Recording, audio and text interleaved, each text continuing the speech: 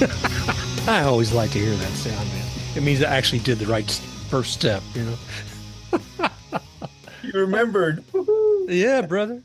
Oh, welcome to Baseball Biz on Deck. I am Mark Herbert, your host, and the other host, Mr. Matt Germain, and we're glad to have you here today. It's a Rays up day. It's Wednesday when we're recording this, and we're kind of watching what's going on with the Rays with this whole little series with the Boston Red Sox here in town. And I see Devers is up to bat right now. He's 0-1 for the current game. But there has been so much excitement about this, especially on the game that happened Monday. Monday. Only here, Matt. hmm That's right. What was it? 16-1? That's accurate. And it was actually interesting is it's 16 hits and 16 runs. So Jeez. Wow. I mean, that's impressive as heck. I think that's also matches a record from a while back from the range, I guess the distance, whatever we had between two teams. That's just, it was exciting to watch. And my gosh, I mean, everybody had some showcase. I mean, like you just mentioned, 16 hits, 16 runs. Tell us a little bit about who was doing what during that game. I think the one that stands out for me, or the two, would be Jonathan Aranda and Cameron Meisner. To me, they both kind of set the tone. The power, especially from Meisner, who hit two home runs that game. Jake Mangum ran the bases really well. Shane Baz was great on the mound. He had 11 Ks. And the fact that he had so much time between each inning, a lot of times, pitchers struggle and they tend to have a little bit of an off, start to the next inning after they've been sitting for a while. So I'd like to tip my cap to him as well because he kept his composure, kept his focus, and he was able to continue doing what he's doing. And that added pressure onto the Boston pitcher, which is Tanner, who was really having a rough time. I Oh, mean, man. let's be honest, the defense behind him was pretty atrocious. Yeah. I made a quip on Blue Sky that I wasn't sure Trevor Story's glove could reach the ground anymore because he kept having so many balls knocked aside, from one side or the other. But Cameron Meisner and Jake Mangum both have really brought up an interesting point. You talk about the consistency that they're providing so far in the season and how much of that is a product of them being mature prospects, 27 and 29 years old, respectively. They have a lot of experience. They know they only have so many chances left to prove themselves at the major league level. So they're a little bit hungrier. They're not going to lose their focus. They're not going to let go of this opportunity without really fighting for every single hit or running attempt or taking an extra base. Every single aspect of their game is really keyed in. And so when you look at the difference between that and let's say Matt Shaw that's over with the Cubs and he got optioned down, or Yeah. we've seen Jackson Holiday have to get sent back down. These guys seem to be arriving, boom, ready, contributing, and they're contributing, Mark, at right now the Rays outfield is the most productive outfield in all of Major League Baseball, Wow. and it's not even close. This is after trading Randy Arozarena, and it's after trading Jose Siri. And I've said this before, and I know you'll remember this. They are both doing what I've said that the Rays needed more of, which was more left-handed hitting. Yep. And if you're facing right-handed pitching consistently, you need those left-handers. So I would say, I hate to say it this way, but the Johnny DeLuca injury is helping the Rays production over time, in my opinion, Yeah. because they're facing so many right-handers and they're putting those left-handed hitters in there. And it's helping the lineup chug along. Like it's really, and that's the other thing I would say during that game. It was nice to see contribution all the way through, right? It's so rare with the Rays that we get that. Usually it's Lau has a home run, somebody else gets a couple of hits, somebody else is hot that night, somebody else is hot the other night. But it's rare that you see the entire lineup just chugging. Yeah. I mean, it's absolutely astounding. We talked a little bit before the show because I wanted to talk about Iran for a couple of reasons. One, from a little small personal experience I had. And about a year or so ago, I was at the Marlins game, and my wife and I were there. We got there hours early, and uh, Blue Shift gave us his tickets. We're back there behind the Rays dugout, and there is this small child, I say child, probably 7, 8 years old, young boy, blonde hair, running zip, zip, zip, back and forth, sticking his head back right by the fence, trying to reach out to the players. And I noticed as he's running by, he's got this little silver number hanging around his neck, and it's number 5. And I'm thinking, oh Lord. And he tells me all about all the collectibles he has on that player. And I'm thinking, oh my gosh, son, your heart's going to be broken here shortly, is all I can think. And I look at his mom, and she just kind of, tilts her head. But the one reason I bring this up about the young man is while he was running through, he had all these other collectibles. He says, "Hey, I got 2 of these. Would you like one of these?" I said, and I'm not a collector, but he hands me a ball, and it's signed by Jonathan Aranda.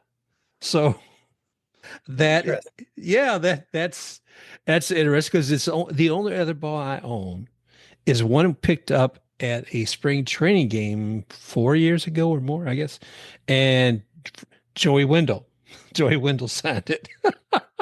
Another Florida guy. Yeah. So 2 guys I've got a great deal of respect for, but Aranda has just been blowing off the charts, man. I mean, he's done well. He really was shining in AAA, and we weren't sure how he was going to continue to do in with the major leagues. I mean, I know you had a lot of strong belief in him, but I don't think many people would have been able to see as far as what that man with his OPS was going to be doing. What is he? I think he's up to, I don't have it in front of me at the moment, but it was like over 1,000, I think, for this year thus far. Yeah, it's 1.242, and he has a 413 average, 481 on base percentage. So put that in perspective, he's basically getting on base every second time he's up.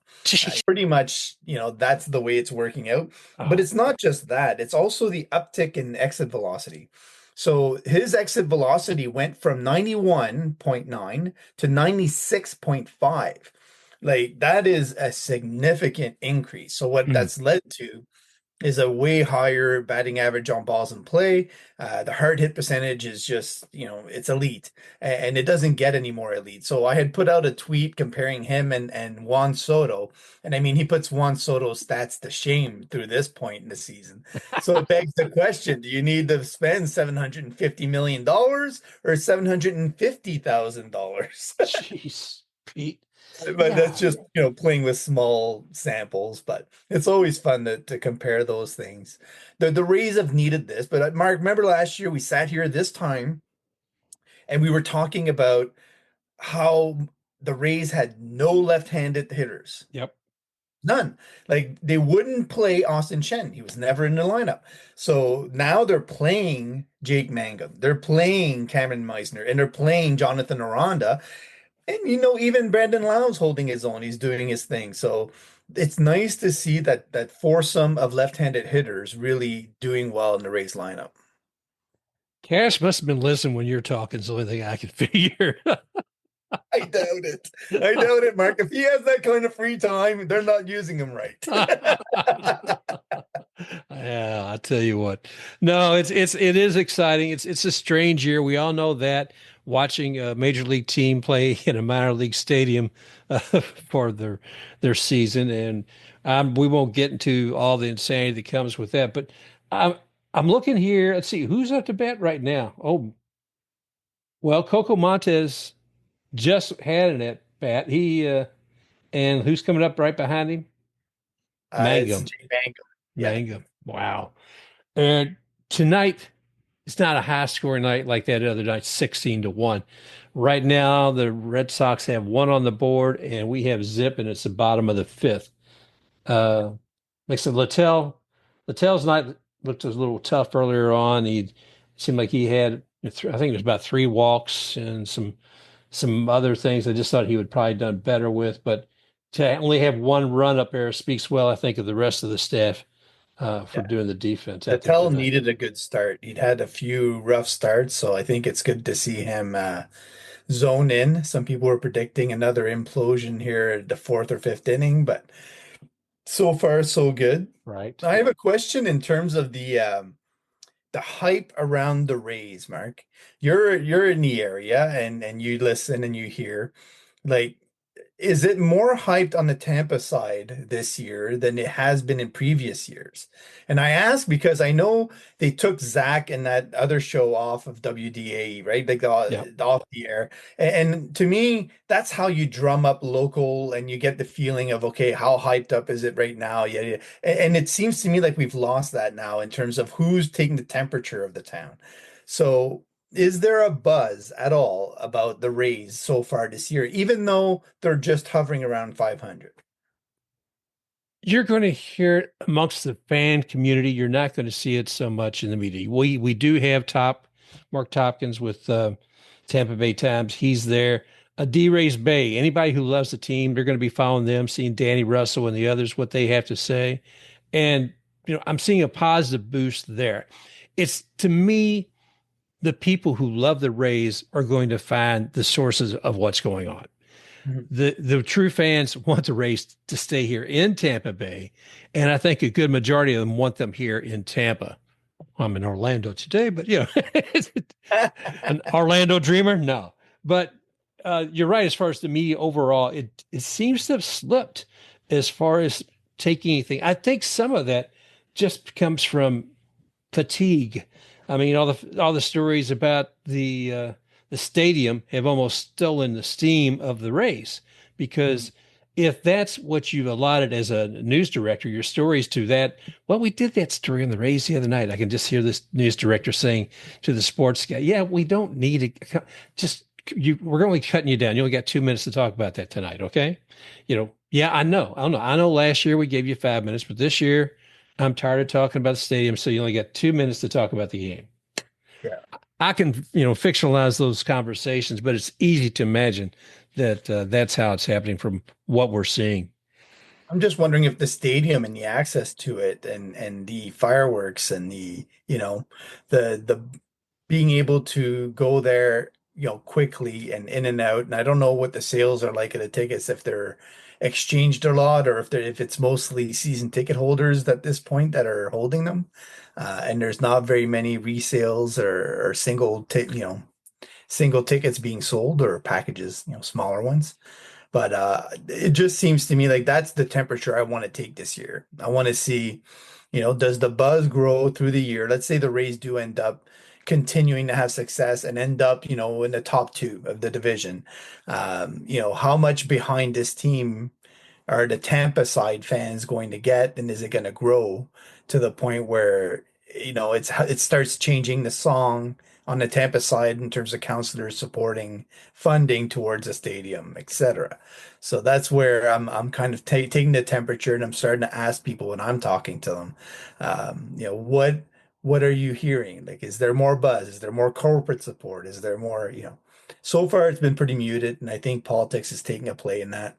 And we're not far enough in the season yet to kind of do that. But I was just curious early on if anything came out. No, I mean, nothing I can tell you specific. I can tell you just the grumblings that I hear. And I mean, you know this. I've talked about it before. I am definitely fatigued about stadium talk. And I've Mhm. gotten to where I don't give a what about the whole situation. And it's a shame because I love the Rays and I want them here and I'd love to have them in Tampa. I'll go back to what you said before about this George Steinbrenner Field being the new home of the Rays and having it modified. I looked and saw everything that Janet Marie Smith did with the Dodger Stadium. Mhm. And she did that during the off season, and Yeah. he's completely changed a lot of things there. So it's not impossible. Things can be done, and the excitement for the Rays, though, as people who love the team, I think all these fresh new faces makes a difference. Yeah. It's let's face it, a lot of us like our legacy players, whether it be a Longoria or a Kiermaier or whoever it may be. And then sometimes it's hard to see the new guy come up. But it's the nature of the game if you're going to have a competitive team. Yeah.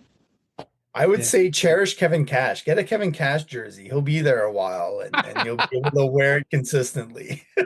Oh gosh. I hope so, brother. I mean, we all had problems with Kevin, game to game here, say something on this or that and the other, and say, "Oh, you're just paying too much attention to analytics. Trust your gut, Kevin. Trust your gut." Or some of that. Don't let the front office push you hard. That's. But he's had a lot of success in is it 12 years now? He's been Yeah. here. Well, it's going to be, I think by the time his contract is over, which is in 2030, right? Uh-huh. Uh, it's going to be 14 years or 15 years total, one or the other. Wow. So, yeah, it's going to be Ugh. significant. Yeah, yeah, man has done so much with that team and the tenure that he's had with it. Oh, I don't know. Let's see what's going on with the game now. Right here, it is the bottom of the sixth. It still scores 1-0. Who's up? Yandy. Yeah. You know, So I let's, go ahead. what do you think about the AL East in general? Like, it seems to me because of the Guerrero signing, suddenly moods have shifted, Hmm. and the focus, especially in the Jays land, seems to be more united than ever. Um, Whereas the Yankees seem to be slipping, like I predicted. They have their pitching issues kind of, hurting them and the depth issues showing up. The Red Sox are kind of, warming up, cooling down, warming up, cooling down. It's sort of like an engine starting. And the Orioles are the most surprising, I think, struggling team of the AL East. So, well, what are your thoughts overall on where things are headed?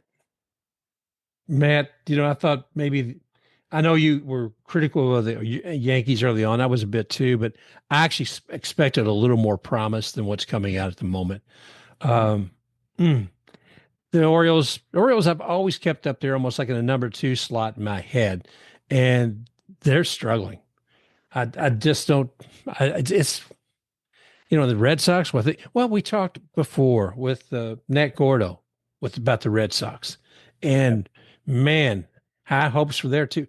I'm not seeing anybody with the pizzazz, as much pizzazz as I thought any of them would have. The success that they would have. Then I keep saying, well, Mark, it's early in the season. They're still getting their legs. You know, uh, the Rays are still figuring out this new home stadium, but I'm unimpressed.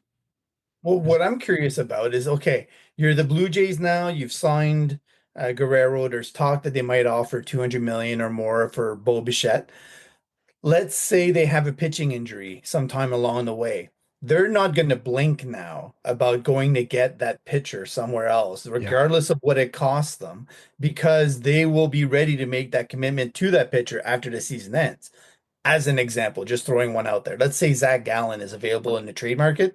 I'm positive they would be willing to spend the prospect capital now because they're invested. They are now pot committed, sort of like when you're playing poker, where Hmm. you have to now, continuously. So my whole prediction about the Jays changes completely now from before the season because if Chris Bassett falls because of an injury, if Jose Barrios, somebody else falls because of injury, the aggression from the Blue Jays will be completely different than if they hadn't extended Vladimir Guerrero Jr. Well, the fan base has been crying for that. I mean, up in their Blue Jays fans, because let's face it, the whole thing was like, when are you going to do something? Why are you going to mistreat, Vladdy this way? Because he's already said, we have to have this done before the season starts, and you still didn't have it done with him. The disrespect to him, the lack of commitment from the front office. So yeah, these moves that they've just made, they do put a piece of hope, if you will, in front of those fans, and they do show a commitment that I don't think a lot of us thought would be there.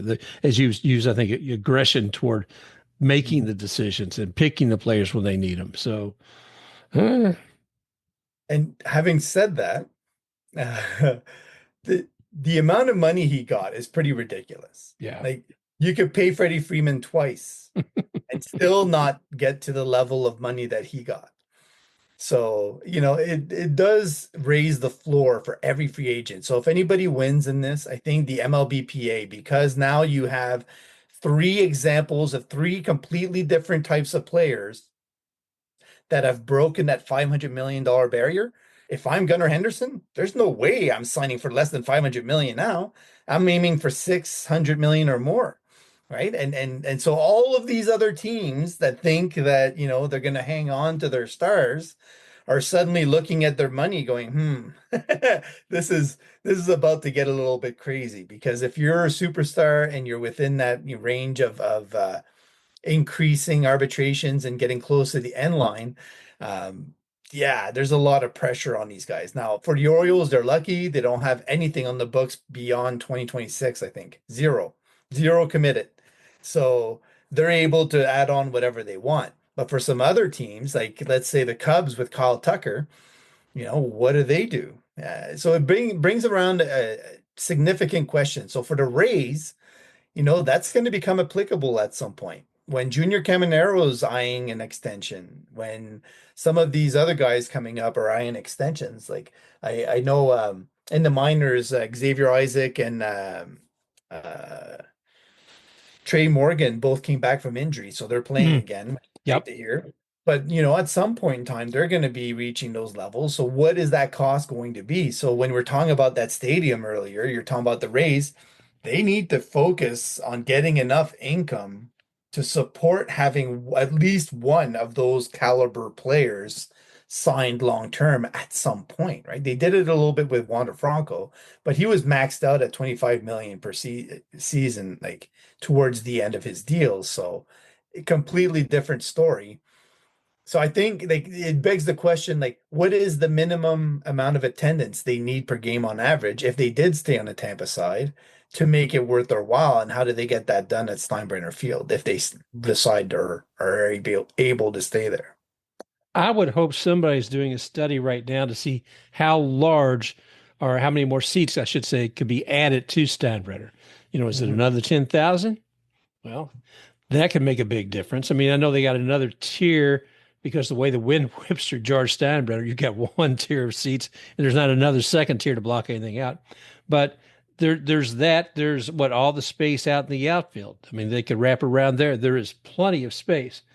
And I'm sorry. The I know Sam not going to talk about this, but the whole idea of putting a roof over the Trop for a year or two, it's to me, it's like going into a garbage scow trying to find something nice. It's just not going to be there. It's the problems they have with drainage and everything else to boot. But coming back to what's making things work for the Blue Jays and the commitment to those players that goes in a complete direction differently than what the Rays do on saving money. And I don't know that they'll do that, Matt. It is interesting when you bring that up, though. The renovations the Blue Jays went ahead with Yeah. saved them from having to build an entirely new stadium with all these new costs, etc. And it's allowed them to reinvest elsewhere. And so a lot of teams should be doing that. In my opinion, the worst thing the Yankees ever did was build a new stadium. Yeah. They lost all of their aura and soul, whereas the Cubs and the Red Sox have been able to make do and they've kept their soul intact because of Yeah. it. I think there's a lot to that. Fans get very nostalgic about this stuff, and it becomes a part of them. And I've been to both New York stadiums. They're not the same. They are not the same. There's a different feeling between the two, and you feel it when you're in that park. People will say the amenities this, the amenities that, blah blah blah. I think more than anything, it's the executive boxes, I think, that are the ones championing the changes, right? Nobody wants to pay $20 for a hot dog, and it's one of those things where I think sports need to recognize that a little bit when they're building these stadiums. So if you're the Rays, like I love watching the outdoor games. Like I realize the Trop has had its lure in some ways for some Rays fans, but watching the Rays play outside, they just seem more joyful, more happy. They're getting more vitamin D. There's, there's a whole aspect to that. And I do have another question for you, Mark. Do you think they should have a policy for the Rays if they're going to be playing daytime in that stadium? That anytime there's light, they're wearing whites. Every time that they're in the dark, then they can wear the darks because you don't want to be wearing dark on that field when the sun No. and the humidity are what they are, right? Yeah, I mean that would go for the glow stuff as well because those are dark uniforms with neon piping, mind you. But yeah, no, that's solid. That is absolutely solid because with the Heat, if they're not making those selections, who makes those decisions anyway, Matt? No I'm, idea. I'm going to ask Grays would Rick. be okay. Grays would be okay. Like they're Yeah, not. Yeah. I got to remember to ask Rick when I see him next. Because he used to do the marketing for the Rays for years and years, and we've had him on the show before. But mm, Rick Vaughn, he's yeah, I know that name. Yeah, it's but people don't normally think of the marketing guy who did all he did with the Orioles and the Rays. They usually think of that movie with Charlie Sheen. I'm sorry to say, but no, what Wild thing. That's what you wild should call him thing. whenever you see him. Oh gosh, like I imagine he hasn't heard that about a million times in his life. Probably, yeah. Right. Jeez, no, gonna have him and Joe Madden over at the Tampa Baseball Museum next Monday. So that should be a lot of fun, folks. If you haven't got your tickets, it's gonna be a little nice. Let's use the word the Rays talk about the setting for the stadium. It'll be a nice, intimate event for you. Yeah. But Joe will be signing the book, and Rick will be signing the book. And I was. This is kind of random. But I always wonder about managers and coaches when they want to go to another team. One, if from what I remember historically, if a manager wants to even look at another team or if another owner wants to talk to that manager, they have to get permission from the team that that manager is currently with. And the other part of that is then, okay, a negotiating power. Negotiating power. What you don't have a Scott Boras speaking for you, and it's I've looked. I'm not going to say anything or a specific person. You can look up the history. Maybe I'll talk another time about it. And I've seen how little some of the bench coaches are making, and I'm like, my gosh, you have first year players on the team who may be making more than that bench coach or anyway, I said getting off on a tangent, but it goes to the where I came back to this. I want to circle back to what you were talking about as far as MLBPA being able to enjoy the up rising in the salaries for these players. But I wonder about the CBA, talking about when everybody has to come together, the owners and the players, and have an agreement. And these larger markets who are spending so much, Matt, how do you think they feel about the race and some of the other ones these days? Will they put a floor saying that you have to spend X number of dollars on your team? I don't think you'll hear the MLBPA complain whatsoever about putting in a floor. It's as soon as you put in a ceiling Yeah. of any kind that they lose their minds.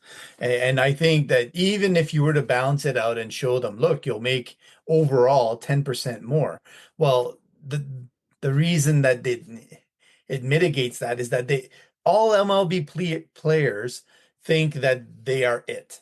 Oh That yeah. at some point, any year, they could explode and get a big deal. That is not true. 90% of them will fail, and their careers are short overall, right? You Right. look at 80% of them, they'll be within 5 years or less, and they'll be out of Major League Baseball. The ones who stick it out make a lot of money. So you could say the bulk of the money that is paid out by major league owners, it goes to 20% of the players. The rest of them should be in an uproar trying to get this salary cap and floor in so that they get paid as well. Because the only way they're going to get paid is if those stars are reined in Yep. to the point where everybody else can get paid. And that's the way it's worked out in hockey. The highest salaried players have come down to a certain level. So usually when you start getting around 10 million, the teams get a little bit nervous because it eats up so much of the cap, right? And so I really sincerely hope that just for competitive purposes, for kids being able to purchase jerseys of their favorite players without thinking they're going to be gone as soon as possible, uh, for some, to me, it also builds rivalry because the more that players stick on certain teams, Yep. the more rivalry there is within the division for with other teams because you're always seeing them on that team constantly. Maybe towards the end of their career, then they go over to another team and they have a few years, Stamkos is doing right now. So you have some examples of that. But I think Major League Baseball needs a revamp of its system. I know everybody thinks that it's owner centric and that it benefits them most. But I think the key there is to make sure that you agree to it all, but with open books, with a certain percentage needing to be going to that cap. Right. So I think that's the way other sports have done it, where it's 50-50, where owners get 50%, the players get 50%, and whatever formula needs to be used in order to get the players 50% is what is used. So you can say a floor and a ceiling, but it has to include 50% of the income that Major League Baseball makes. That I don't see how anybody says no to that. But that's not how the adults in the room are going to want it. The adults in the room are going to say, I want 70%. The Oh, yeah. players should only get 30%. And I think, you've probably know this like way back in the day, whether you're talking about Ted Lindsay starting the union with the Major League, with the National League hockey, or other people that had to do it in the baseball side of things. Like it just gets to be crazy in terms of the egos and the greed. And so that all I'm hoping for with the next CBA is just that people have an honest conversation before they start threatening to go into lockout and strikes. Like those are my hopes, because anytime we lose games, the only ones that lose are the fans. Yeah. Yeah, I'm with you there. And one point to take is thinking about the last CBA. And I'm trying to remember the group of players from MLBPA who were there negotiating. There was like Max Scherzer was one. Yeah, Max he was. was, Cole was. You had basically a Scott Boras team Mhm. negotiating with the Yeah. owners. And the actual agreement that the Players Association agreed upon, I think the majority of the people who were on the committee, the Boris players, said don't accept it. They wanted to stick it out and be greedy about it. And uh, and and I mean, in a way, you could argue for or against what they were saying, but I think, yeah, well, it maybe didn't feel they're like the rank and file was being taken care of, is what I thought. Wouldn't right. whether you agree with the money or how it was done or anything else, I felt like that the rank and file weren't properly represented by the committee, and Mhm. that makes a difference. Whatever they choose to do, I was fine with. I mean, you got to negotiate and bargain. That's great, but sometimes, man, if you feel like, oh, these are the guys who are making all the money already, they are looking at this contract from a different perspective, whether they want to say so or not. If I was the MLBPA, the cap and the floor issue, yeah, they're important. But to me, the bigger focus, what I would be focusing on is especially you talk about half the league being pitchers. Yeah. They need to get paid earlier. Like this is ridiculous, honestly, Oh yeah. because their careers are ending before they ever get to the money. Like that to me is the bigger focus for half of the MLBPA. Like get me 2 years of arbitration instead of three. Get me two arbitration a year earlier so that I get paid earlier. Like this is ridiculous. My arm is falling off before I even get the arbitration. Like it's not. And owners are taking advantage of it. Oh I yeah. guarantee you there are whispers going to pitching coaches, to teams, whatever, and people can tell me I'm crazy about this, but they are blowing out arms on purpose to get success out of these younger players while they Right. can, because they don't intend to ever pay them what they would earn if they took care of themselves a little bit more. They're adding a few miles per hour that they probably shouldn't if they wanted longevity instead of the instant success. So I think that has to be addressed. And I think part of it could be addressed by some rule changes that I know everybody hates hearing about, and then the whole innings pitched restrictions or whatever. To me, there could be tweaks that can be made, but that shouldn't be the only focus. I Yeah. do think that those guys putting their heart and soul into what they do, deserve to get paid at an earlier. And we're not talking about ridiculous amounts of money, not Soto or Otani type money. We're talking about them making $1 million in their third year, instead of having to wait the fourth year. Like Amen. it's not a crazy amount of money. And you'll hear owners gripe about 20 grand increase in their salary, and somebody will get rookie of the year and they won't even give them 50 grand, Yeah. like, and then it's just ridiculous, Mark. The greed from the owner's side of things is, yeah. Well, you and I remember early on in Blake Snell's career, and I guess he may have been early arbitration, and what they were going to give him or offer him, Mhm. was virtually nothing. It was basically a slap in the face, It was. and Yes. it's that sort of behavior just is stupid. That's you talk about grown-ups in the room. I don't think they're grown-ups. I think there's greedy little children grabbing at every little morsel on the table they can get. Okay, enough of my diatribe about the rich.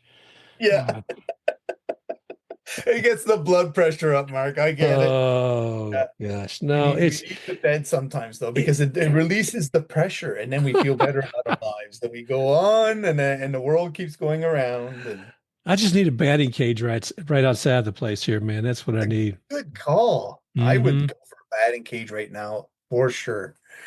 Yeah, it's one of those things that we don't have enough of in Canada, to be honest. Wow. They're rare, but when you get them, you definitely have to go in. There, there was a coach for a high school here in Tampa, for a Jesuit high school, and he grew up in Key West. I think it was his grandfather. His grandfather had a convenience store down in Key West. But right behind that convenience store, his grandfather also had a batting cage. Yeah, I thought, man, I was a kid. Can you imagine? You go over to see your grandpa. Hey, kid, go back here, have a pop, and go back there and here's a handful of quarters and have a good time. Have sore hands, man. That's yeah, you'd be hitting so many balls. You'd be going back home going, oh, I can't grip anything. Oh gosh, brother. What do you want to talk about? The M&Ms? Yeah, I think the interesting part of the Rays is definitely if you were doing Sesame Street, you would say this show has been sponsored by the letter M. Because you've got the Montes, the Mangum, the Morel, the Misner. But I want to focus more on the outfielders because let's just go through this for a second, Mark. And then we're what, April 16th, halfway through the first month of the season, really. And you've got Cameron Misner sitting on the bench with a 395 average, right? Mm, That's pretty awesome. yeah. And then you've got Chris Morel who's hitting 300. And then you've got Jake Mangum, who's hitting 333. I can't, for the life of me, remember the Rays having three outfielders hitting above 300. I would have given anything last year for the outfielders to hit 250. Never mind 300. And to me, that is such a great thing to see. Consistent hits, consistent walks, guys doing damage and getting on base. I really, really, really hope that continues and that the Rays don't end up flipping the page or changing something when Johnny DeLuca and Josh Lowe come back. Like the way the transitions go when you get new players in, new players out, yada, yada, yada. So it's going to be interesting to see how the Rays adapt their roster to what they're seeing early in the season. The other thing I would say is it's slowing down the progression of other players coming up. Remember this offseason I said like Chandler Simpson could start the season in Major League Baseball. He's hitting over 300 and well over 300 in AAA, like I predicted, but he would be able to come up, but they're not pressured now. They can let him grow, they can let him get more seasoning. There's no pressure to kind of call on somebody else, which is also going to help them because everybody now in AAA is able to put in that extra time. So, there's a lot of good coming out of that lineup being productive. I think the model is going to stick with the Rays. Like the fact that they've actually done this success, and you can tell Lou the next time you talk to him that, he could have enjoyed Jake Mangum and Cameron Misner if the Marlins had hung on to them, but we'll gladly take it in Tampa. We'll have to get him back on just to tease him a bit, brother, if nothing else. So the Rays are like I keep talking about them doing well offensively. Tonight is anything but. They have Mm, 4 hits and they have no runs and they're not doing anything consecutive. But as we all know, as soon as you get into the bullpen, things can change pretty quickly. So I'm hoping that they pull out the win. The Rays and Red Sox to me, like especially the AL East, they there's a lot of similarities between them in terms of potential. And the one thing that I'll say about the Rays, because this is a Rays up show, is the pen has been hit and miss. Like it still needs work. There are guys that are doing what they're supposed to be doing, and there are guys that are showing that, you might not be able to consider them what you did consider them last year. So it's going to be interesting to see how they shape that. They brought up Eric Orris, which I think he was lights out, mm. really impressive in AAA. If anybody doesn't know, that's the guy that they got for Jose Siri, who is out with an injury now and did horribly before that injury. He was really doing nothing anyway. So I think it's been a boon to them overall. But Eric Orris is really, really, really, really strong. I think that he's a guy that you could end up seeing earn some setup duties down the road if he really gets zoned in with the Rays. So keep an eye on Eric for the next month or so. Fun stuff, my friend. I love it. You always have a good way of pointing toward the future, and many of the players that we're seeing out there right now, and even players on other teams. Was it like Xavier Isaacs and some of the other guys you were talking about long ago who we've already traded elsewhere? It's always exciting to hear your view of those up and coming people in the Rays organization. So thank you for that, Matt. Not a problem. Well, I'm going to wrap it up here. I want to say, unless you've got anything else, any other nuggets, am I ready? No, no Well, I other want to thing. thank, yeah. Want to also correct something I may have said out there somewhere. I talked about Joe Madden the other day. I think I said 2-time World Series manager. He's got 2 rings, but one is a manager, another one is a coach. So I apologize for that. And again, you can see Joe at the Tampa Baseball Museum Monday, April 21st, and he'll be there with Rick Vaughn, both signing their books. And it'll be a fun time, be hors d'oeuvres, beverages, and frivolity. So a lot of fun. Matt, it's been a pleasure as always, brother. It's always good to see you, and glad to be back. Yes, man. All right. Thank you all. We look forward to talking with you real soon. Just a reminder, you can find Matt at matgermain.bsky social. That's at mattgermain.bsky.social or Mark at baseballbizondeck.bsky.social. You may also find Baseball Biz on Deck on iHeart, Apple, Spotify, Amazon Music, and at baseballbizondeck.com. Special thanks to XTakeRUX for the music, Rocking Forward.